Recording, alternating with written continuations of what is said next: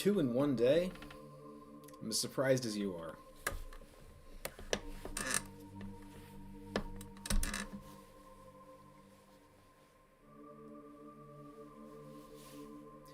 It's going to be a shorter stream, I say, for the replay crowd.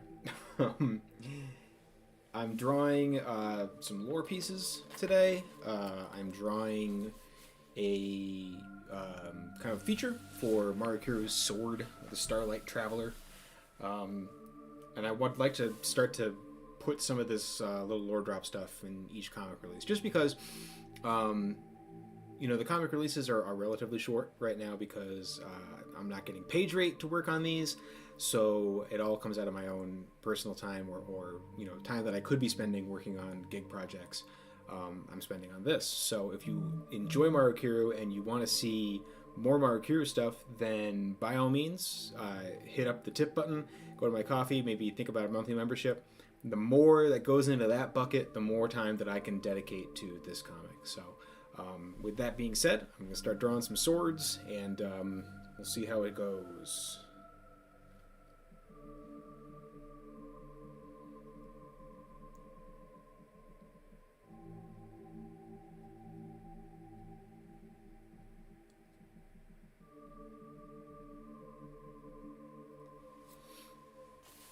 All right, here we go.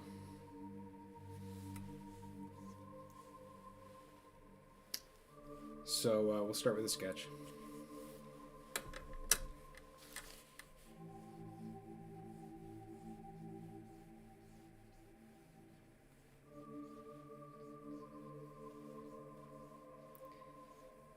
So whenever I pitch the comic to people, I always talk about how essentially that Maru Kiru has a big sword and cuts people in half with it, and that is true. And so this is that big sword. Maru's had a couple of swords since the series started. This is the current one. The very first sword she had in the series, she actually leaves buried in Manitatus's chest in chapter 1. And that sword has been seen again in the comics since then, but only in flashback.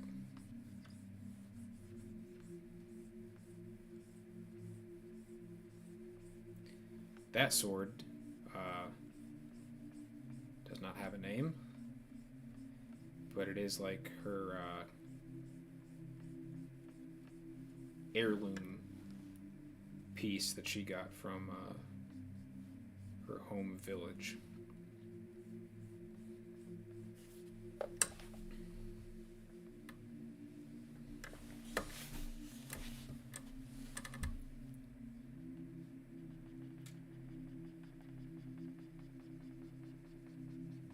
A lot of the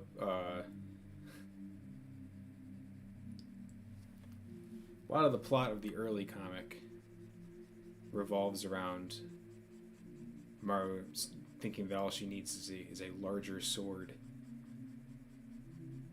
to go back and try her very well thought out plan again.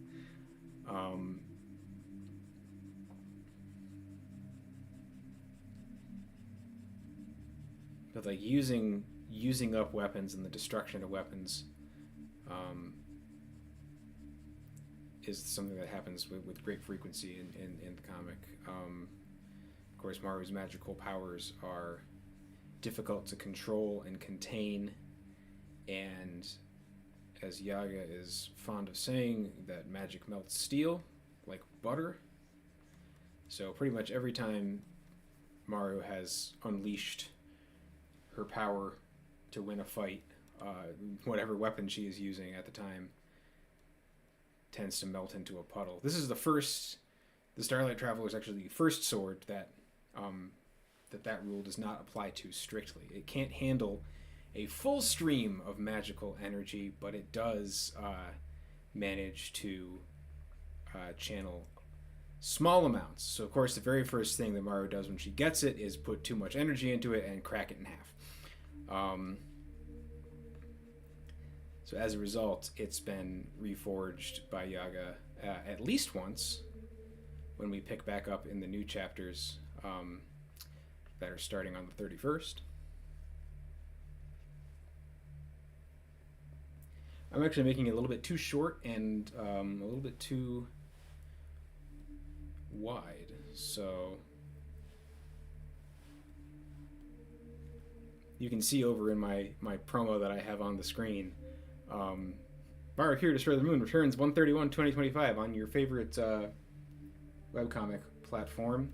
Global Comics is what I put the majority of my first release stuff on.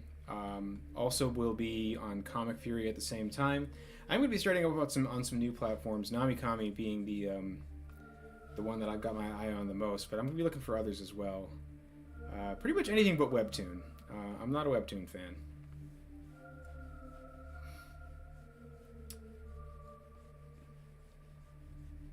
But this is the sword that's on the cover of the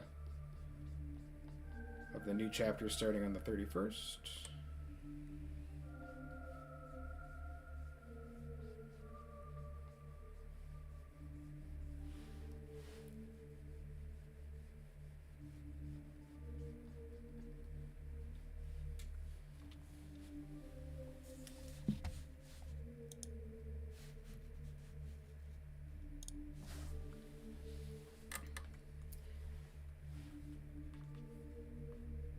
If you have any sword questions, or any other questions for that matter, feel free to drop them in the chat.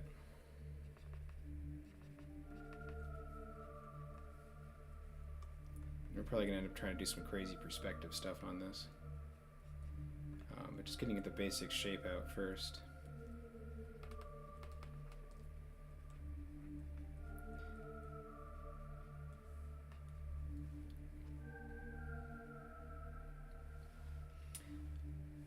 Starlight Traveler is the name of the sword. Maru gets a hold of this first in chapter 8. And there are 10 chapters that are done so far. 2 volumes currently available of the book. Pages that are going to be coming out on the 31st are the start of volume 3. It is an excellent jumping on point. It is the start of a brand new arc. The story is not particularly difficult to pick up.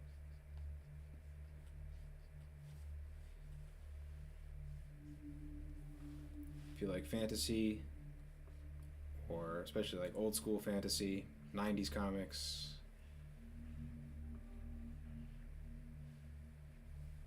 you'll have a good time. Bright colors too. You can actually see, I have a small thumbnail of the pages that I'll be releasing. So you can see some of the colors in there.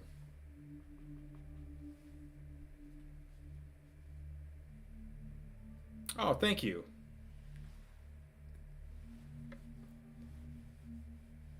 The Komu family. I'm sorry if I'm pronouncing that wrong. I've never actually said it out loud. Longtime follower of the channel, and says the art is awesome. Thank you very much.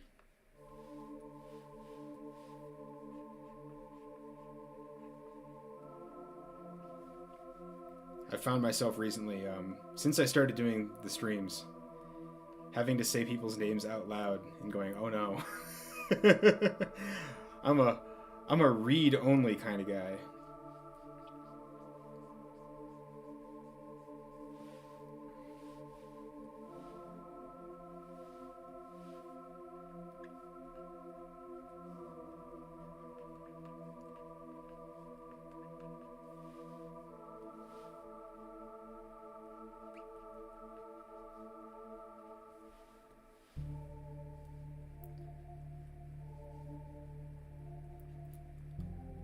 So the part of the comic that, well, I say that Volume 3 is a good jumping on point, and it is. I'm still not going to spoil Volumes 1 and 2 for you, because there's lots of good stuff in there.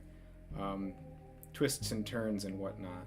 But Maru gets Starlight Traveler from a character who I also refer to in public anyways, as the Starlight Traveler, because they don't speak, they talk in pictures, and like many of my characters, they're not named in the comic. But I'm trying to be better about that, and this is part of the reason I'm starting to do some of these lore things, is because I don't necessarily want to give page space to lore dumps. So if I can put little tidbits at the end of the comic, then I'll do that. All right, so I this is kind of the basic layout of what the sword looks like. I want to put it in kind of a wonkier perspective. And I can actually do that in a couple of different ways.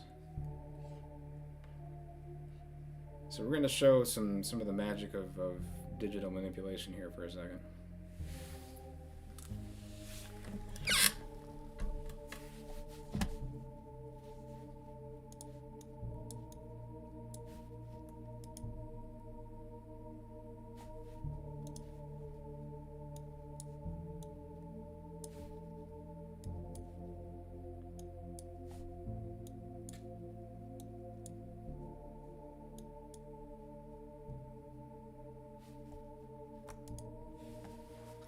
That's closer to what I want. It's not exact. When I drew it on the my drawing on the new cover is actually probably my favorite drawing of the sword to date, and I was using that famous painting of Gandalf holding a huge sword as my reference for that perspective angle. So I guess I could have just looked at the thing I had over here, but that would make too much sense.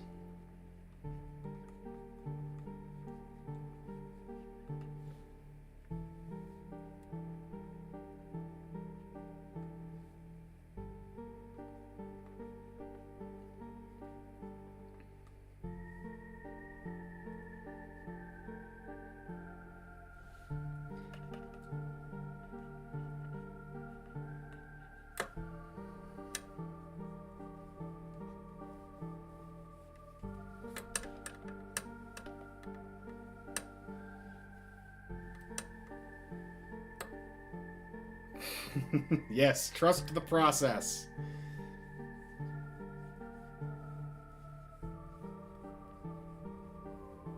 It's like I'm reading my own words.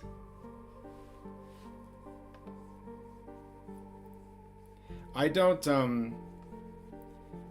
sketch a lot on video anymore. I used to do, you go to some of my old playlists and I have do the whole process. And the penciling usually takes the longest because it's the most important, it's foundational, etc., etc. But I don't do it as much on stream because, of course, I have less control in a live environment. And I can't do like I do with the pre-recorded videos and, scrap something or speed it up for time. But on Sword Stream today, I felt fairly confident that I could draw a sword without mucking it up too much.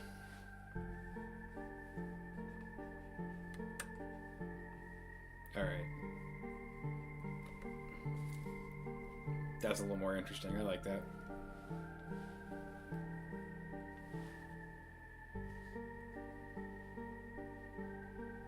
Throw some accompaniment. Maybe that's better served for after.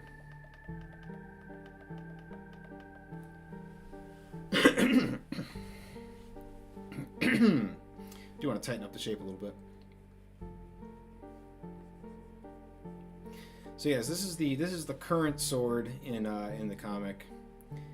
It represents kind of a level up for Maru as a combatant character, being that it doesn't melt into a puddle when she uses her magic on it.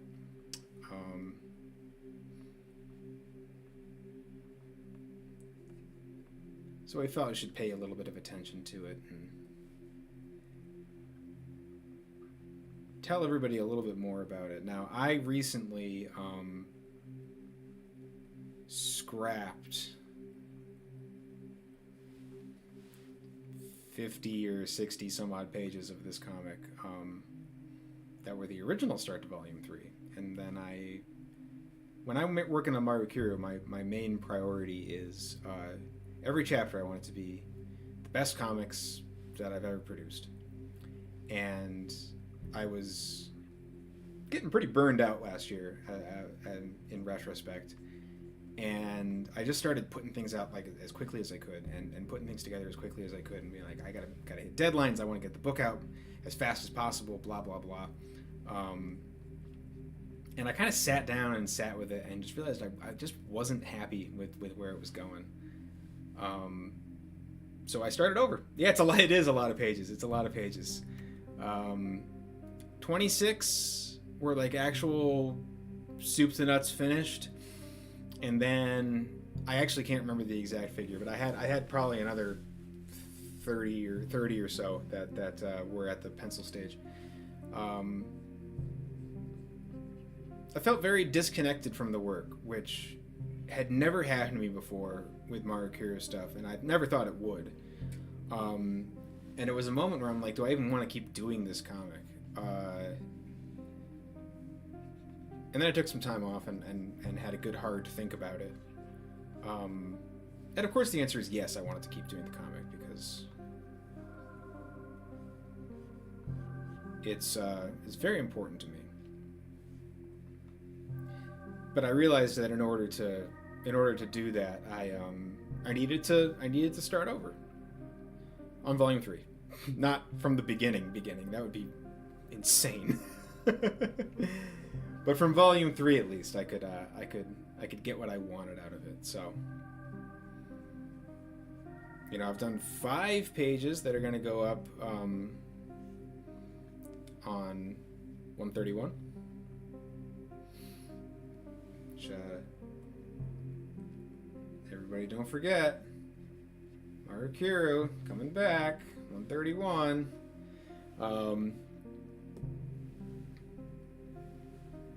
But yeah, I just,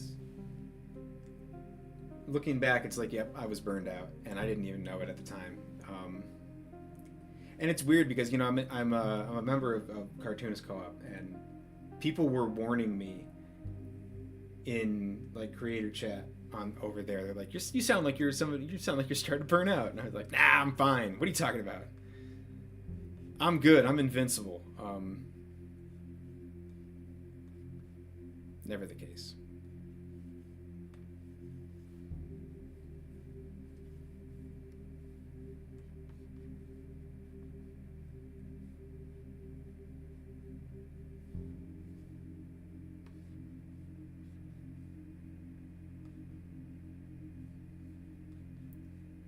So I won't have new Maru Kiru when I do IC3 in March, but I probably will have Circuit Champ books. And I'll definitely have the existing Maru Kiru volumes, and posters, and all kinds of other stuff. So if you're in the Connecticut area, New Haven, Connecticut, March 15th, from 10 a.m. to 6 p.m. It can be hard to detect until it's really upon you. Yes, it can. Burnout, you meaning, not IC3. That I know is coming. But yeah, no, it's... And I thought I was attuned to it too, but I was wrong. Yeah, it's tough to detect early, unfortunately.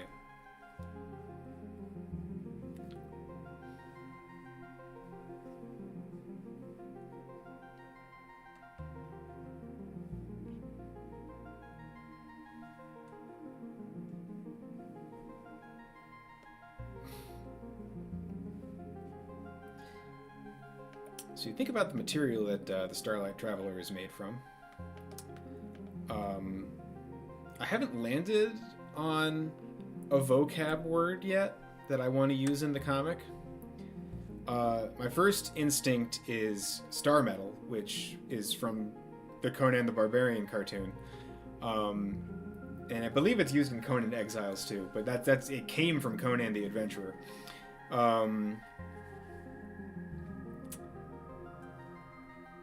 But I don't think it's copyrighted, so I could use it if I wanted to, but it's not particularly original.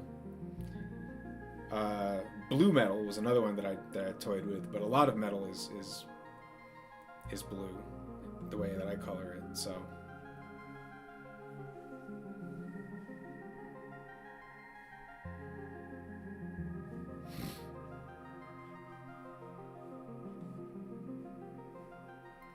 I'll come up with something. I always do.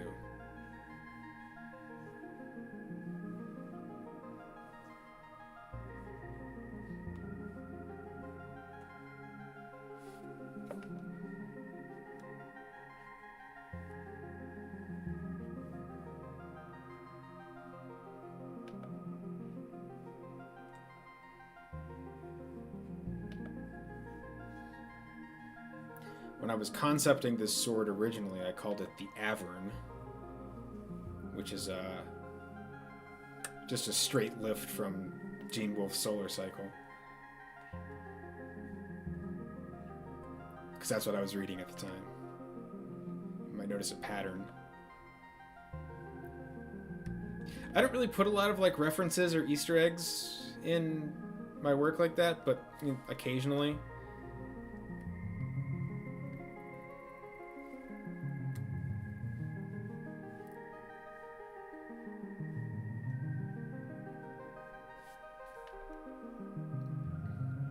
I specifically wanted to get something Gene Wolfe into the comic at some point, just because of how influential those books have ended up being on me and the comic. But we haven't gotten that yet. Other than, strong thematic elements, but which I feel like fans of Gene Wolfe books might debate me on that.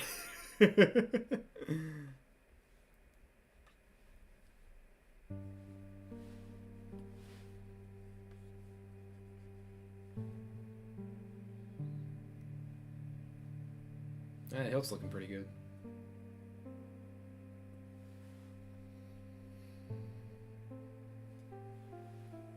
When I draw the sword in the comic, I usually don't put a lot of... That's part of the other reason I want to do these little lore drop things, is because when I draw the sword in the comic, I frequently go detail light. So I want to give people just a real idea of what it looks like.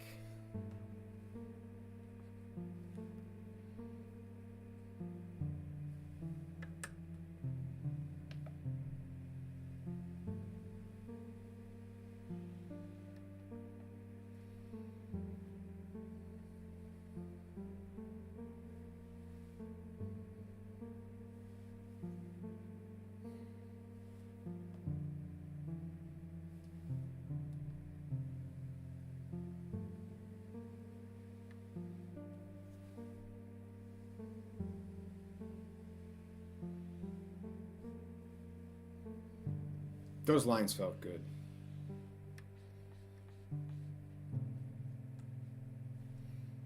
Almost exactly what I wanted on the first try. That doesn't happen very often.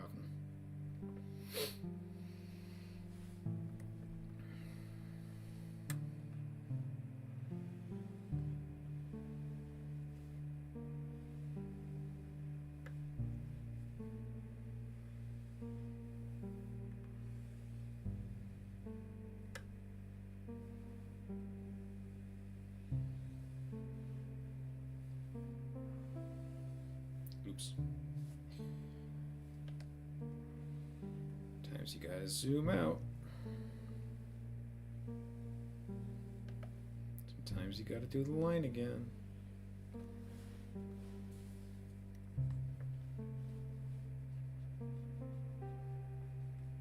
Looking good. Thank you.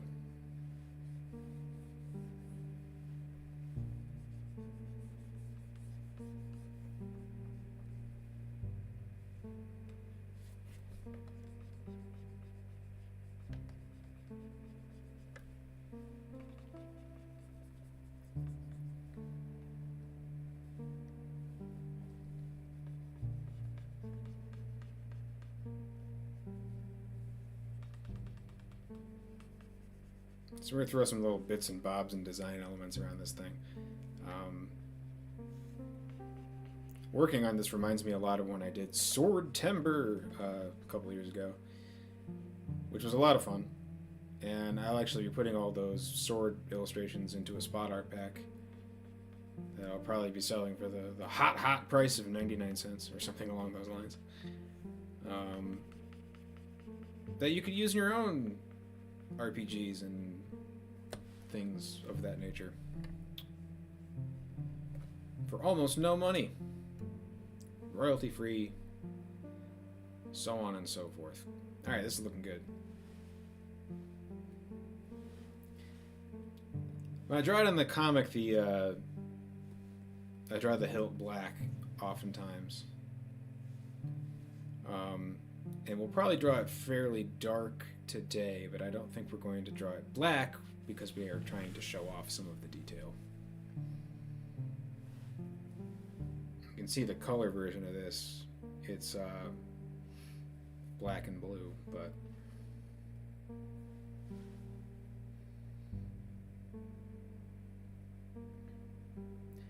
I think I want to noodle with the hilt details just a little bit.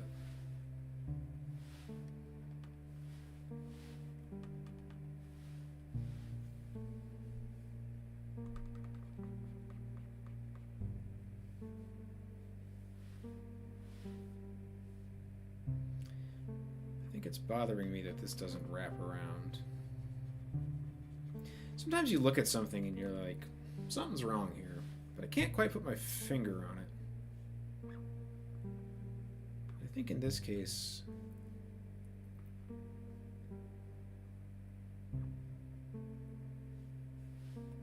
it's because it's not doing this.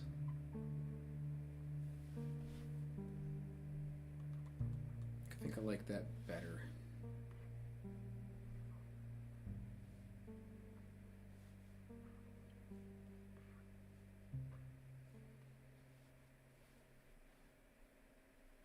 Yeah.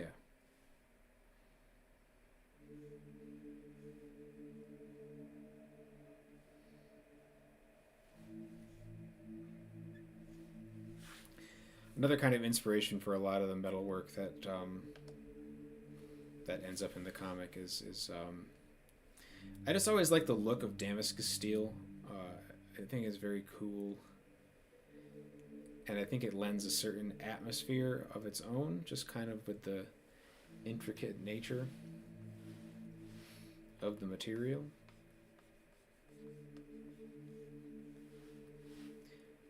So put a lot of those swirly whirly organic looking lines in there.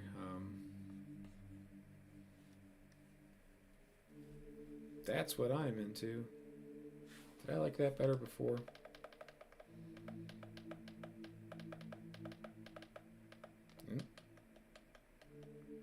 Answer no, but it's still not what I wanted it to be.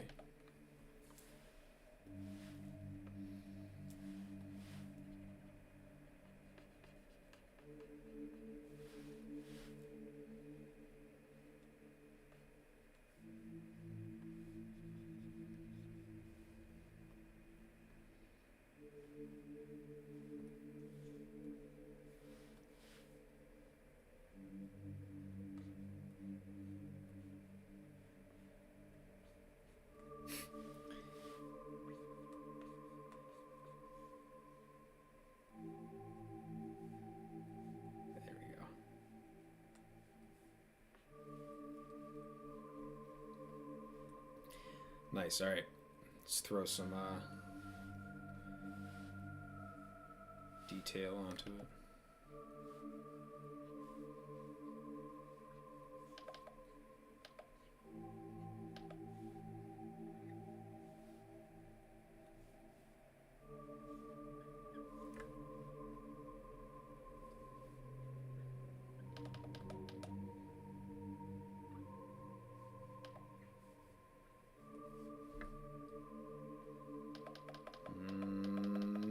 That's not quite right.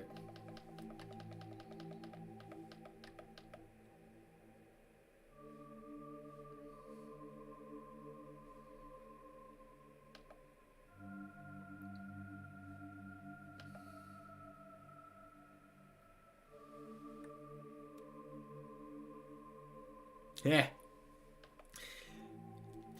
Okay, just reading from the chat here. I know that He-Man isn't the inspo at all, but every time I see the sword, my brain goes by the power of Grayskull. Yeah, a little bit. I like He-Man. I didn't grow up so much on He-Man as maybe other people did, but like he's kind of unavoidable as a cultural figure. I still don't like any of those little details. I'm gonna have to come back to that. But my favorite He-Man is you're gonna laugh at me for this, but the movie with Dolph Lundgren. It's and who's Skeletor in that? Is it Frank Langella? I that movie's got some issues, but it is absolutely hilarious. And my favorite thing in that movie is Dolph Lundgren, like, flubs the iconic line. And he picks up the sword and he just gets the cadence wrong. He says, like, "I have the power," and like, you didn't hit it the way you were supposed to. But anyways, that movie is funny.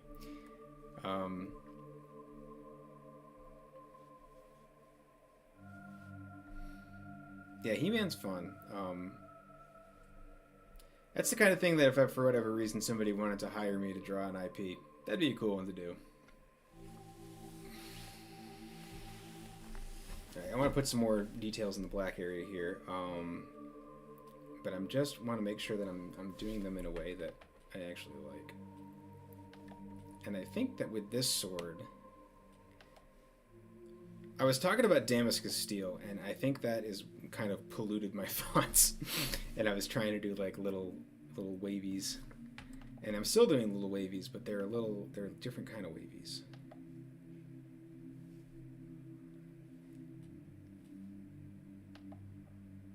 This sword kind of like it flows like water, right? If you read the chapter where it first appears, you can kind of piece together why. In all of the Maru Kiru chapters, and of course, my preferred way for people to read the comic is to do it in hard copy, book form, which of course you can follow the link in the video description to my Ko-fi page and purchase yourself a copy of volumes 1 and or 2. But you can also read it for free online on Global Comics, which is also in the description. Yes, the lines were very curly at the beginning. They were too curly. Too curly for me.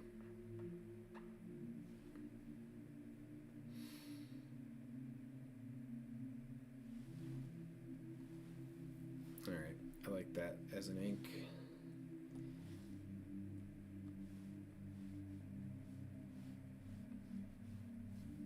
Of course, nothing gets through Tilth without getting scuffed up a little bit.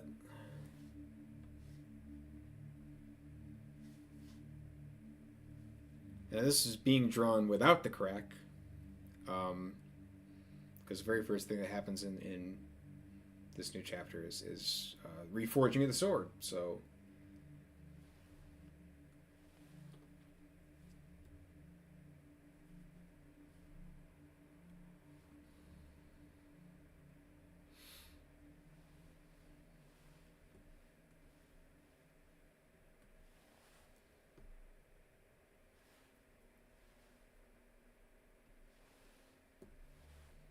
this one's pretty easy to color.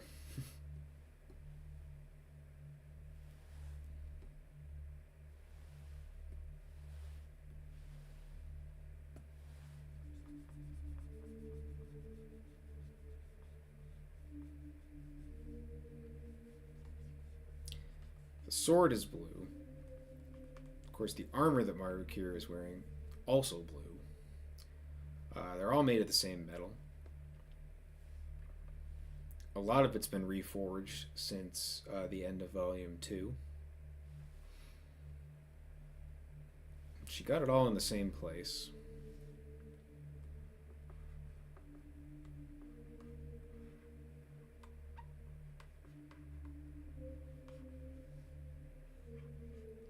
And there's weird So I come from a manufacturing background. Back when I had a day job, that was my day job. Um, and one thing that happens when you rework metal, because that happens with a lot of metal components and parts. If they're constructed and they're not correct, usually they can be reworked to meet print. But you run the risk of material loss in a lot of cases. And essentially, the more times you rework something, the higher chances that you're going to create a piece of scrap. So that is one of the risks with this sword, introduced immediately in the new Volume 3, is Maru Kiru is not very responsible with her power, and she keeps breaking the sword.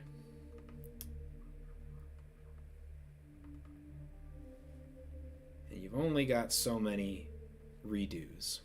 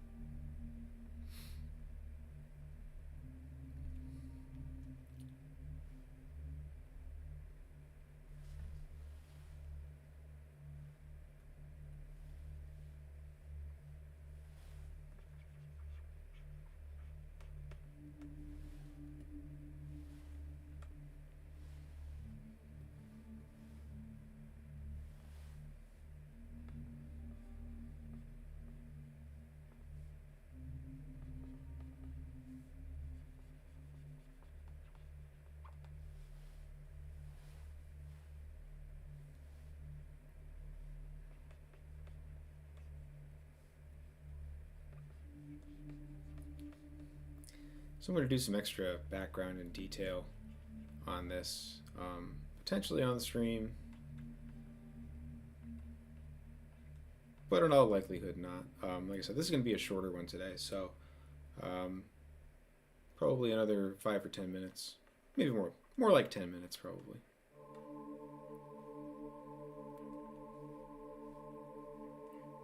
Because there's a couple things that I do want to do that I have at top of mind, and look kind of cool and won't take very long.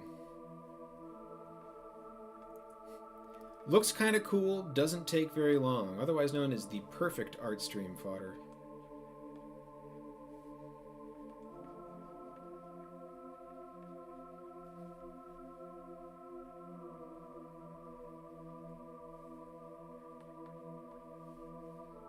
When I draw props for this comic, something that I look is I like to zoom out and see it and think, oh, like that looks kind of weird and gross. I like it.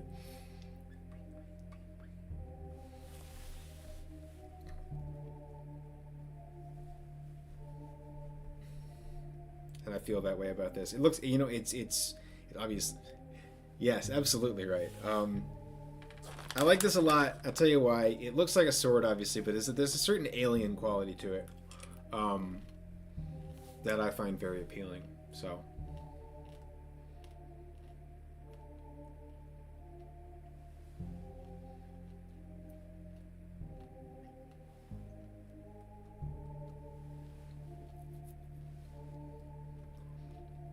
it's been very relaxing to watch the process. Thank you very much. I'm glad. It's very relaxing to do the process. It's not exactly been the easiest week. I know I've been relying quite a bit on art. And part of me has been streaming as much as I have been in hopes that I can pass that along to somebody else. Just like Bob Ross would have done.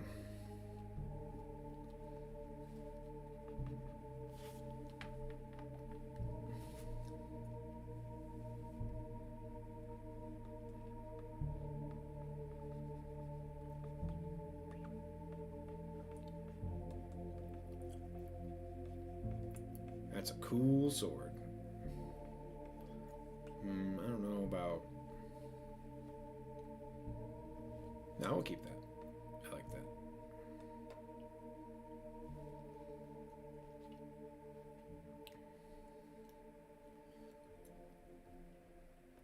Alright. I'm going to do my little banner lettering.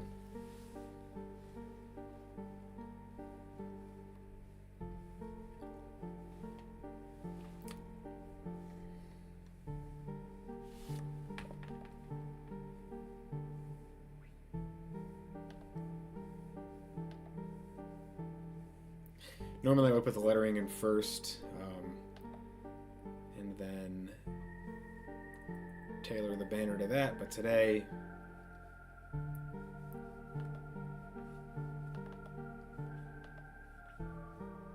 I'll just flub it as many times as possible because I said it was going to be easy and look cool. How do I art? How does drawing? There we go. Drawing these little banners is kind of like drawing the special S. I'm going to do an April Fool's live stream where I just draw the special S for like 3 hours.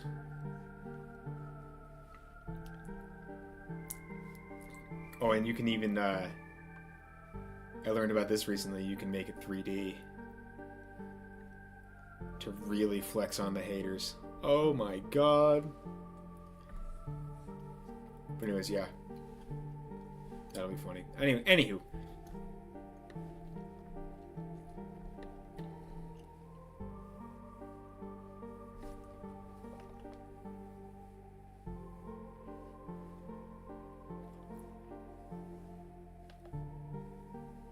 Stucci. Stucci? Is that what that's called? I've actually never considered that might have a name. I'm going to look it up after this. What am I doing? Brendan.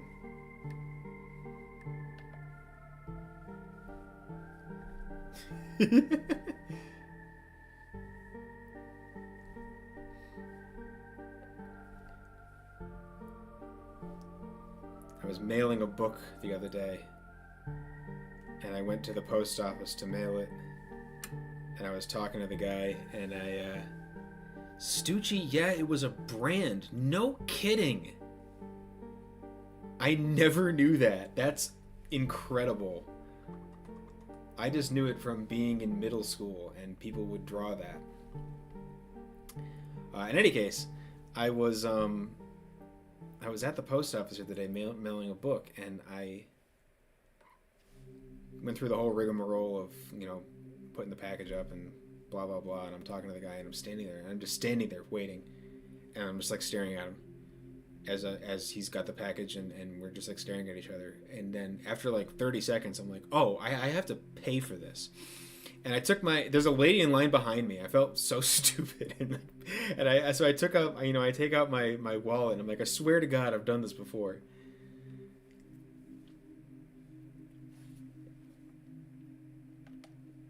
That's absolutely incredible about the special S. That's a brand.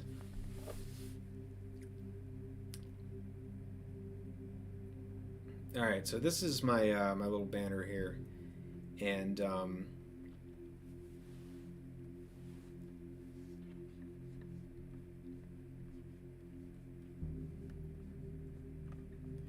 I wanted to make it, let's see, I gotta space the lettering out better. in the waning days of this stream. So you're not going to get the good stuff here.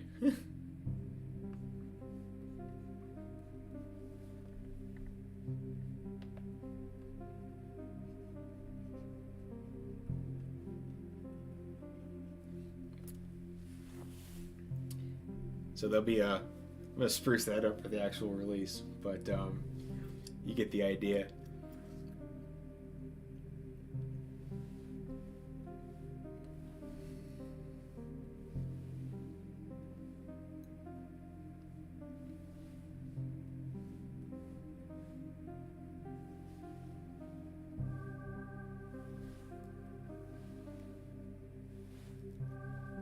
All right, yeah, hey, see? Okay.